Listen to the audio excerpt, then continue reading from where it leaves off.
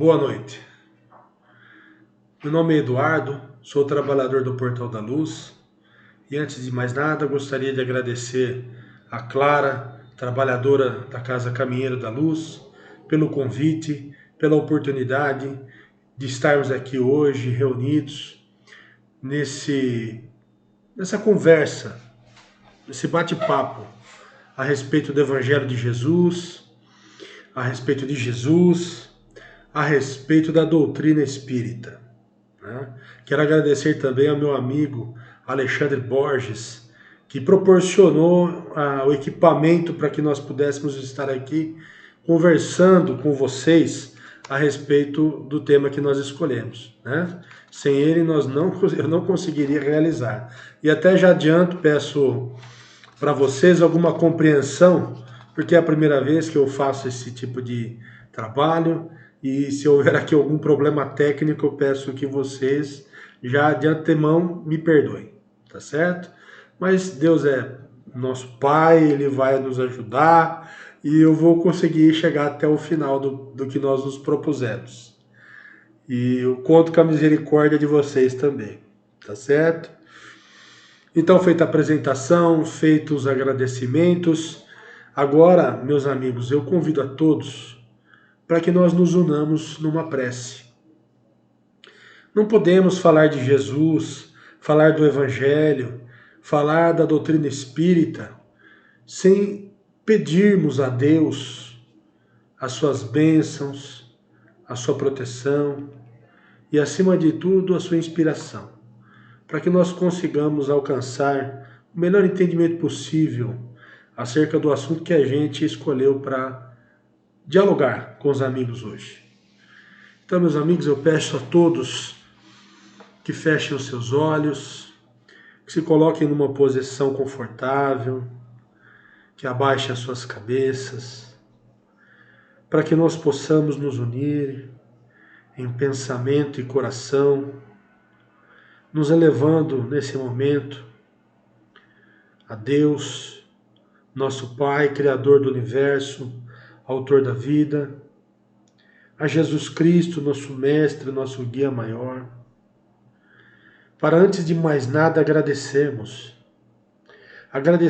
por nossas vidas, agradecermos pela existência presente, agradecermos por tudo que Deus nos dá e nos proporciona para o cumprimento da nossa jornada nesse plano de provas e expiações. O teto que nos cobre as cabeças, a roupa que nos aquece o corpo, a comida que nos alimenta, que nos restaura as energias, a família que nos abriga, que nos acolhe, os amigos que estão sempre ao nosso lado. Acima de tudo, Senhor, queremos agradecer a proteção do nosso anjo de guarda, aquele espírito protetor, amigo, irmão, que se comprometeu conosco para a presente encarnação e que está ao nosso lado, sobretudo nos momentos difíceis, e que com certeza se faz presente entre nós nesta noite em que nós nos dedicamos a tentar compreender um pouco melhor os ensinamentos de Jesus. Queremos agradecer, Senhor, pela oportunidade bendita de estarmos aqui, mais uma vez, conversando de maneira fraterna, de maneira amiga, a respeito do Evangelho. E nessas intenções todas, Senhor, profundamente agradecidos, elevamos a Ti a oração que o Mestre nos ensinou, dizendo assim: Pai nosso que estás nos céus, santificado seja o Teu nome, venha a nós o Teu reino, seja feita a Tua vontade no céu, na terra e em toda parte. O pão nosso de cada dia nos dá hoje. Perdoa, Senhor, as nossas ofensas, assim como nós temos perdoado a quem nos tem ofendido. Não nos deixa cair com a tentação e nos livra, Senhor, de todo mal, mas nos livra, sobretudo, daquele mal que ainda carregamos dentro dos nossos corações. Porque somente Teu é o reino, o poder e a glória para todo sempre, que assim seja. Muito bem. Agora sim, podemos começar a nossa conversa sobre o tema de hoje. O título da nossa conversa é A Coerência Nossa de Cada Dia. E o tema central dela é coerência. Nós veremos ao longo da nossa conversa que coerência espiritual é um tema muito caro para Jesus. E Jesus tratou desse assunto diversas vezes nos evangelhos. De maneira que para nós, se Jesus é o nosso modelo e guia, nós não podemos deixar de tentar compreender um pouco melhor o que significa a coerência e como ela se aplica no ponto de vista da nossa vida prática. Porque o Evangelho ele precisa servir, ele é uma ferramenta de ação prática em nossas vidas. É através dele que nós agimos no mundo. É através dele, nós que escolhemos o caminho, as pessoas, todas as criaturas encarnadas no plano espiritual da Terra, que escolheram seguir o Evangelho de Jesus, têm o Evangelho como referência, né? Então, a coerência para nós é um tema caro, porque é um tema caro para Jesus. Então, inicialmente, para antes de nós entrarmos especificamente em alguns assuntos, em alguns exemplos da importância que Jesus dava para o tema coerência, vamos começar aqui com uma ideia geral, um plano geral a respeito do assunto, tá certo? Então vamos lá, vamos aqui. Coerência, tá aqui. Coloquei para vocês, né? Em termos gerais, coerência é um termo, uma terminologia que a gente pode extrair, por exemplo, da gramática, de uma maneira geral. Ela está relacionada com um texto, por exemplo. As várias partes de um texto, elas compõem um todo harmônico e uniforme, ou seja, um todo coerente, quando daquelas premissas, das ideias iniciais que a gente se utilizou para começar a escrever o texto, na introdução, no desenvolvimento, decorre uma conclusão correspondente de maneira lógica, harmônica, com aquelas ideias iniciais. Então, coerência tem esse sentido, um sentido de ligação, de harmonia, de conexão, de nexo entre fatos ou ideias, certo? E Jesus fala muito disso para nós nos evangelhos. Então, essa primeira ideia serve para a gente ter, num plano geral, o que significa a expressão, a palavra coerência. Significa essa correspondência lógica, harmônica, entre as ideias, ou entre uma ideia e uma consequência, certo? Se eu penso A consequência lógica de A é B, então a minha ação é B, certo? Coerência, basicamente, em termos gerais, trata então dessa ligação harmônica entre as ideias, entre os fatos e as ações, né? Com esse plano geral já dá para a gente ter uma ideia que a questão da coerência é uma questão que ela é pertinente a toda a humanidade, desde sempre, né? Nós carregamos em nós as nossas incoerências, né? Muitas vezes dizemos uma coisa e fazemos outra. Isso é uma incoerência, não é? É como tem até um ditado popular que diz assim, né? Faça o que eu falo, mas não faça o que eu faço. Certo? Indicando que a pessoa que determina, que impõe determinadas regras de conduta para os outros, ela mesma não faz aquilo que ela prega para os outros, né? Então ela é incoerente com aquilo que ela defende no plano das ideias e com o que ela faz. As ações delas são incoerentes com relação àquilo que ela defende, que ela sustenta. Muito bem. E nisso a gente pode já lembrar aqui, dizer que Jesus foi muito enérgico, por exemplo, com os fariseus, né? Porque ele enxergava, ele via naquela parte da sociedade judaica, daquele grupo da sociedade judaica, praticamente uma representação, praticamente digamos assim, um símbolo da incoerência, né? Então, para Jesus, se a gente buscar, por exemplo, o diálogo dos 7 ais, né? Jesus fala de maneira muito clara isso. Ele diz para nós assim: olha, tudo que os fariseus disserem para vocês fazerem, façam. Porque eles mesmos não fazem aquilo que eles determinam que vocês façam. Mas vocês façam, porque o que eles falam para vocês fazerem é correto. Mas não façam o que eles façam. Certo? Então, e Jesus, por exemplo, chamava, tem aquela passagem famosa em que ele chama os fariseus de sepulcros caiados, né? Brancos, bonitos por fora, mas por dentro cheio de iniquidades, né? Justamente o símbolo, o sepulcro caiado, é o símbolo dessa incoerência, ou, numa expressão um pouco mais forte, a hipocrisia. A hipocrisia é um problema que assola todos nós, porque a gente procura, dentro do processo de reforma íntima, de busca, de construção pessoal de uma nova proposta de vida, a gente procura crescer, eliminar em nós essas incoerências, essas hipocrisias, certo?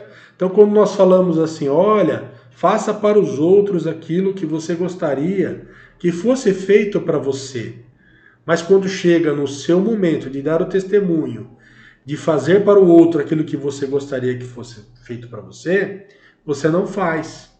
Então, por exemplo, você vê que alguém é ofendido, né? E você vê que essa pessoa se sente muito revoltada com aquela ofensa. Se sente ofendida, se sente magoada, guarda até um rancor. Aí você chega para ele e diz assim, perdoa o amigo, ele não sabe o que faz, não é? Mas quando você vive uma situação semelhante àquela que para quem você recomendou o perdão, você também é incapaz de perdoar, né? E olha o que Jesus diz para nós no Pai Nosso, né? Que nós pedimos a Deus perdão para as nossas ofensas, na medida da nossa capacidade de perdoar. Então essa é uma incoerência, um exemplo muito nítido de incoerência ou de hipocrisia, quando você fala para a pessoa fazer alguma coisa que você mesmo não é capaz de fazer. Bom, seguindo então. Então nós temos aqui, vamos ver aqui uma próxima ideia, né? Jesus, em determinado momento, ele diz assim para nós: seja, porém, o vosso falar sim, sim, não, não, porque o que passa disso é de procedência maligna. Há várias leituras que nós podemos fazer dessa passagem, tá? Que eu vou colocar aqui para vocês agora, tá certo? Então tá ali, ó, a coerência nossa de cada dia segundo Jesus. Seja, porém, o vosso falar sim, sim, não, não. Então, uma primeira leitura que a gente pode fazer é o seguinte, olha, aquilo que você diz que é certo para que os outros façam, faça você então. Aquilo que você diz para os outros fazerem. E do outro lado, aquilo que você diz que não é certo, que não se deve fazer, então você é a primeira pessoa que não deve fazer aquilo, que você julga errado. Essa é uma primeira leitura de uma interpretação simples, que se a gente olha apressadamente, fica um pouco difícil de nós entendermos do que Jesus está falando. Mas ele está falando de coerência. Ele está falando, seja coerente entre as suas ações e as suas falas, aquilo que você defende. Então, seja o seu sim, sim, seja o seu não, não. Uma outra leitura que a gente pode fazer a respeito dessa passagem de Jesus, que as pessoas fazem, É a proibição, por exemplo, de você jurar por Deus ou jurar por qualquer outra pessoa. Não jure por nada, jure por você mesmo. Faça, aliás, não jure, faça, né? Seja você o fiador de si mesmo, certo? Se você se comprometeu a fazer alguma coisa, se você disse que vai fazer, faça aquilo que você disse que vai fazer. Né? Se você disse que não vai fazer, não faça. Seja coerente, honre a palavra empenhada, certo? Então, dessa primeira, para a gente ver, isso está lá no Evangelho segundo Mateus, capítulo 5, verso 37. Daí a gente já pode tirar uma primeira visão de como Jesus considera importante e fundamental a questão da coerência para o cristão.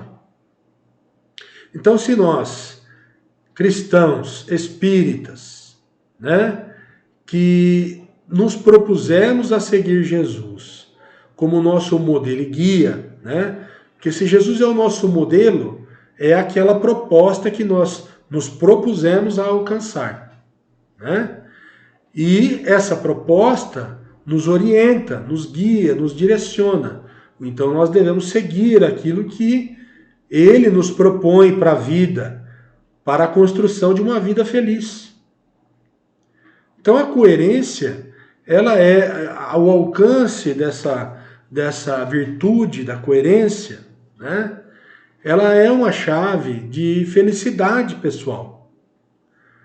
Porque você, quando consegue realizar aquilo que você se comprometeu a realizar, você honra a palavra empenhada, né? Ou honra o seu sim, honra o seu não, certo? Você está valorizando a si mesmo e valorizando também o outro para quem você empenhou esta palavra. Com certeza isso traz para nós uma satisfação muito grande e também para as outras pessoas, uma satisfação muito grande de conviver conosco, certo? Então, meus amigos, isso já é um primeiro exemplo da importância da coerência para Jesus, né? E para nós, como busca para a nossa construção da nossa felicidade, digamos assim. Então, vamos avançar um pouco mais para que nós possamos ter aqui uma outra referência. Lá no Evangelho de Lucas nós temos, olha. Ainda continuamos, né? A nossa coerência de cada dia segundo Jesus. Né? Porque não há boa árvore que dê mau fruto, nem má árvore que dê bom fruto. Então vejam aqui, já nesse primeiro verso, certo? Aquela relação que nós dissemos no início, de correspondência lógica, harmônica, entre as ideias, entre os fatos, entre aquilo que você se propôs no início e a consequência, a causa, a conclusão daquilo que você se propôs, né? Então, olha assim, se a árvore é boa, ela não vai produzir mau fruto. E se a árvore é má, ela não produzirá bons frutos. E Jesus continua, porque cada árvore se conhece pelo seu próprio fruto. Ou seja, não basta que nós digamos que somos espíritas, que somos cristãos, que seguimos a Jesus, porque os nossos frutos falarão por nós. Seremos conhecidos por aquilo que fazemos, não por aquilo que dizemos, melhor dizendo, que fazemos, ou muito menos por aquilo que recomendamos para que os outros façam. A gente recomenda muito, né? A chamada lição de moral, né? Nós damos muita lição de moral nos outros, né? Mas temos uma dificuldade muito grande de ser o primeiro receptor dessa lição que nós damos aos outros. Então, como Jesus diz, cada árvore se conhece pelo seu próprio fruto, porque não se colhem figos dos espinheiros. Então, se nós somos um espinheiro, não vamos dar figo, certo? Nem vindimam uvas dos abrolhos. Vindimam aqui é sinônimo de colheita, tá? Colheita de uvas, No caso aqui especificamente, a vindimação é a colheita da uva, tá certo? Então é o seguinte, um limão, se você plantou limão, você não vai colher moranguinho, né? Então, a coerência também nas relações de causa e efeito, né? E aí Jesus, né, repetindo aquilo que ele já havia dito lá no Sermão do Monte, né? Olha lá, um homem bom, do bom tesouro do seu coração tira o bem. E o homem mau, do mau tesouro do seu coração tira o mal. Porque da abundância do seu coração fala a boca. Se nós percebermos, nós veremos, se nós prestarmos um pouquinho de atenção nos vários ensinamentos de Jesus ao longo dos evangelhos, perceberemos que Jesus fala dos mesmos temas diversas vezes, de maneiras diferentes, né? Porque isso é a qualidade de um bom professor, né? Porque muitos de nós temos dificuldade de compreensão. Todos nós temos dificuldade de compreensão. E Jesus fala para todo mundo, para todos os públicos, para que todos possam compreender. Então, por exemplo, lá no Sermão do Monte, Jesus diz assim: aonde estiver o seu tesouro, aí também estará o seu coração. Ou seja, aonde estiver as coisas que você valoriza, que você considera importantes, aí estará o seu coração e estará você mesmo, preso, vinculado àquelas coisas. Então, se você valoriza como mais importante as coisas espirituais, acima das coisas materiais, o seu coração estará lá, na justiça, no amor, na fraternidade, né? Não vinculado às coisas transitórias e perecíveis da vida. Agora, se nós consideramos o nosso tesouro, os nossos bens materiais, as nossas posses, tudo aquilo que pode proporcionar alguma satisfação material, o nosso coração estará vinculado, ligado àquelas coisas da matéria. Então vejam vocês, né, meus amigos, que Jesus diz, né? Porque da abundância do seu coração fala a boca. E tenho certeza, muitos de vocês já ouviram Jesus falar a mesma ideia, nos dar a mesma ideia, quando ele diz que a boca fala do que o coração está cheio, né? Então, mostrando essa relação de coerência entre aquilo que alimentamos nos nossos corações, os sentimentos que acalentamos, né? Muitas vezes o orgulho, a vaidade excessiva, né? O egoísmo. Isso que nós acalentamos no nosso coração é aquilo que é importante para nós. Então é desse tesouro que nós vamos tirar as palavras que sairão da nossa boca. Então, vejam como a busca, a construção em nós dessa coerência, né, entre aquilo que nós dizemos que fazemos, né, e o que nós efetivamente fazemos, é muito importante. Lá, por exemplo, na passagem que Jesus está no Getsemane com Pedro, prestes a ser preso e ser entregue, né, aos judeus, né, ele diz para o Pedro, que dorme, né, Pedro e todos os outros 11 dormem, né, não conseguem vigiar com ele. Pedro, não conseguisses vigiar comigo nem uma hora, né? Ora e vigia, Pedro. Orai e vigiai. Vigiar é vigiar a vida dos outros? Não. É vigiar aquilo que vai no seu coração. Aquilo que você tem acalentado, juntado como tesouro. Quais os sentimentos você tem dado guarida? A quais pensamentos você tem dado guarida? Então, são desses tesouros do nosso eu interior que sairão as nossas ações. E nós vamos compreender um pouquinho mais à frente a relação entre as coisas, né? Vamos avançar aqui um pouquinho mais numa outra referência para nós, que é o que nós temos no Evangelho, segundo o Espiritismo, o homem de bem. Eu não vou colocar o texto todo, porque o texto é longo, mas nós vamos ler aqui um trechinho que vai nos ajudar nisso. O homem de bem e sua coerência, né? Tem fé em Deus, O homem de bem tem fé em Deus, tem fé em sua bondade, tem fé na sua justiça e sabedoria. Ou seja, coloca, sabe que tudo está na mão do Pai, confia, né? Não se perturba, não se, digamos assim, qual seria a palavra? Me deu um branco agora, mas não se perturba mesmo, né? Com as atribulações da vida. Mantenha a serenidade através da fé em Deus, da confiança, né? De que Deus sabe de todas as coisas, que Ele é infinitamente bom e misericordioso, né? E, continuando, o homem sabe que nada acontece sem a permissão de Deus, né? Então, tudo que nos acontece, desde as coisas muito boas, das grandes alegrias que nós temos na vida, até as nossas maiores decepções, tudo acontece com a permissão de Deus. E se acontece com a permissão de Deus, é porque tem algum propósito. Tem um propósito para nós. Um propósito de aprendizado. Por isso que muitas vezes a gente tem que vigiar os nossos pensamentos e fugir daquela pergunta, por quê? Por que está acontecendo isso comigo? E trocar essa pergunta. E perguntar, para que está acontecendo isso comigo?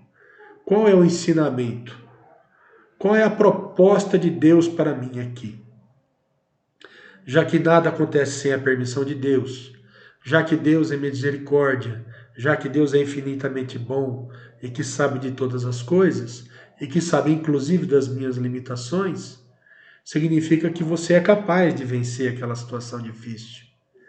E que essa situação difícil que foi colocada para você, ela está sendo colocada porque ela está te trazendo algum aprendizado, que é necessário que você conquiste. Então, manter a mente focada na bondade, né, na misericórdia de Deus, sempre também é sinal de coerência, de sabedoria para o homem de bem, né? Procurar manter o coração em paz, apesar das dificuldades, todas elas que possam vir a surgir durante nossa vida, né? Porque Deus sabe de todas as coisas, e se nós estamos sendo submetidos a essa situação, é porque devemos de alguma coisa aprender com ela. Então, continuando. O homem de bem tem fé no futuro, razão pela qual coloca os bens espirituais acima dos bens temporais. Então, aquilo que nós estávamos falando, né? Aquilo que, quando Jesus diz lá no Evangelho de Mateus, no Sermão do Monte, né? E ele diz assim: aonde estiver o seu tesouro, aí também estará o seu coração. Veja só que existe uma relação de causa e efeito. Nós não conseguimos fugir da coerência espiritual das coisas, certo? Por mais que nós tentemos, né? Por mais que nós tentemos, nós não conseguimos fugir da coerência espiritual, porque necessariamente o nosso coração, ou seja, a nossa vinculação espiritual, estará ligada às coisas que nós valorizamos.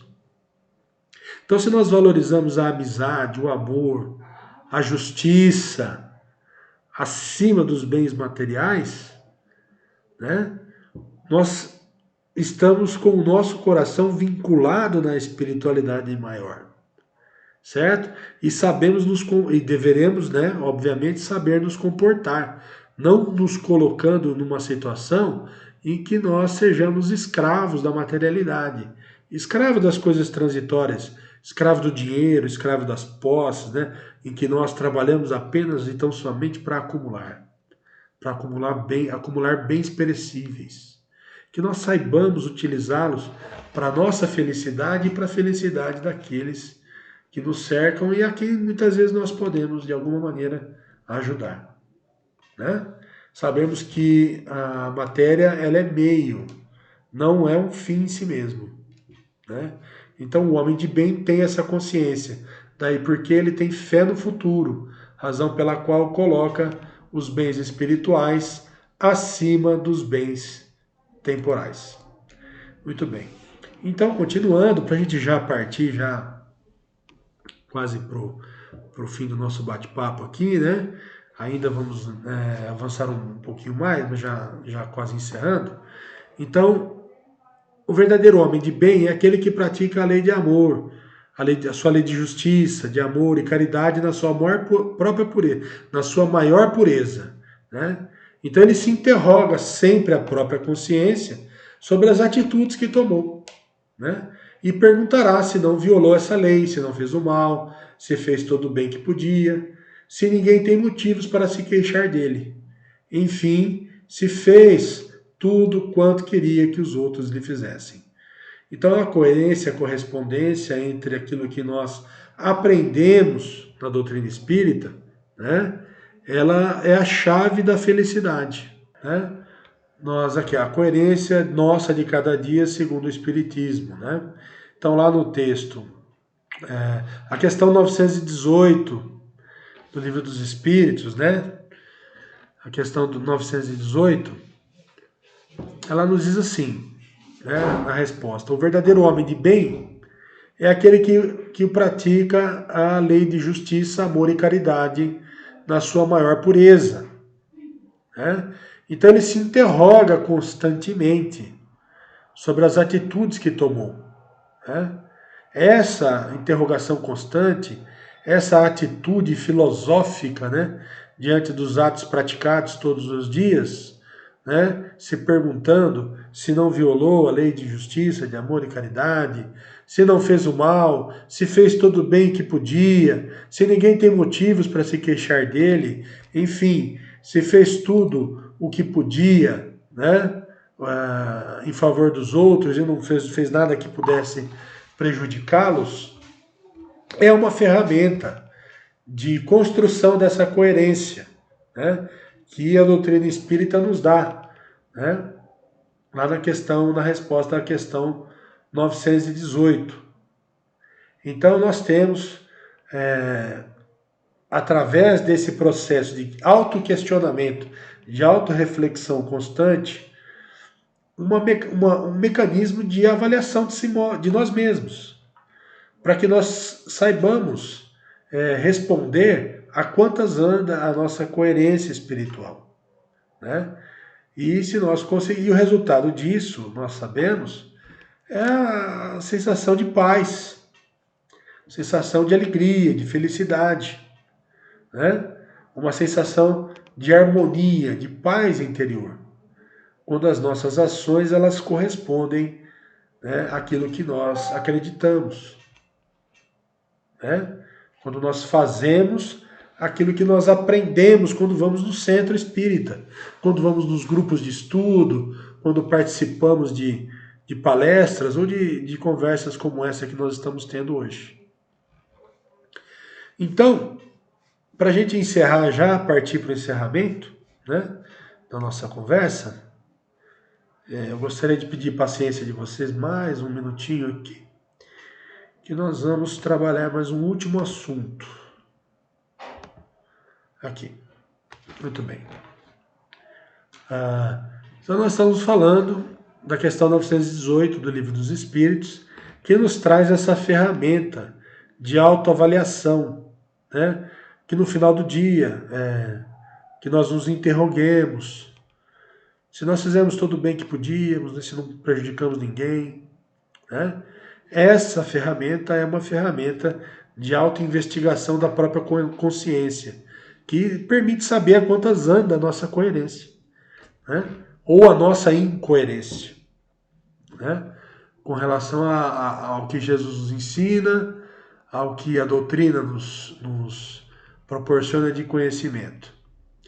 Então, nesse tema, é importante a gente fechar com essa questão aqui. Olha aqui, ó.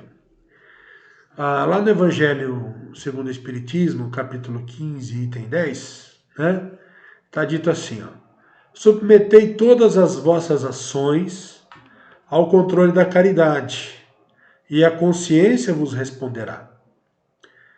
Não só ela evitará que pratiqueis o mal, como também vos levará a praticar o bem. Para fazer-se o bem, é preciso sempre a ação da vontade. Muito bem.